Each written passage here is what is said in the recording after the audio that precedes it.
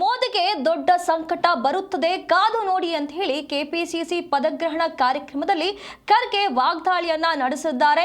RSS ಹಿನ್ನೆಲೆ ಇರುವವರಿಗೆ ಶಿಕ್ಷಕರನ್ನಾಗಿ ಮಾಡ್ತಿದ್ದಾರೆ, ಆರ್ಎಸ್ಎಸ್ ಹಿನ್ನೆಲೆ ಇರುವವರಿಗೆ ವೈಸ್ ಚಾನ್ಸಲರ್ ಮಾಡ್ತಿದ್ದಾರೆ.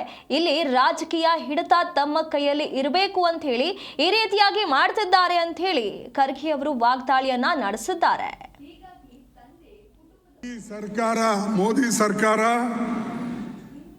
ಒಂದಿಲ್ಲ ಒಂದು ಸಮಯದಲ್ಲಿ ಬೀಳುತ್ತದೆ. ಇದು ನೀವು ಕಾದು ನೋಡಿ. ಮತ್ತು ಇವ್ರ ಮೇಲೂ ಕೂಡ ದೊಡ್ಡ ಸಂಕಟವನ್ನು ಮೋದಿಯವ್ರ ಮೇಲೆ ಬರ್ತಾ ಇದೆ. ಅದನ್ನು ನೀವು ಕಾದು ನೋಡಿ. ಮೋದಿಯವರು ದೇಶ ಹಾಳು ಮಾಡಿಬಿಡ್ತಾ ಇದ್ದಾರೆ.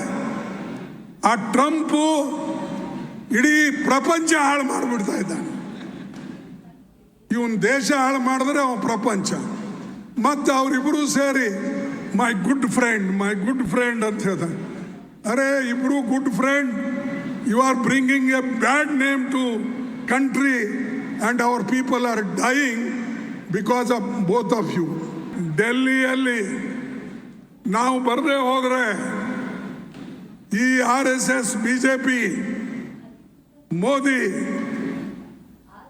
ಇವರು ದೇಶವನ್ನು ಹಾಳು ಮಾಡೋಕ್ಕೆ ಏನು ಪ್ರಯತ್ನ ಮಾಡ್ತಾ ಇದ್ದಾರೆ, ಇವರು ಹೋಗೋದಿಲ್ಲ.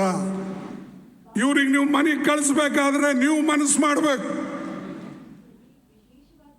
ನಮ್ಮ ಕಾರ್ಯಕರ್ತರು, ಮುಖಂಡರು, ನಾಯಕರು ಇದು ಎಲ್ಲರೂ ಕೂಡ, ಯಾಕಂದ್ರೆ ಇದರ ಪರಿಣಾಮ ಹೆಣ್ಮಕ್ಕಳ ಮೇಲೆ ಬೀಳ್ತಾ ಇದೆ, ಯುವಕರ ಮೇಲೆ ಬೀಳ್ತಾ ಇದೆ.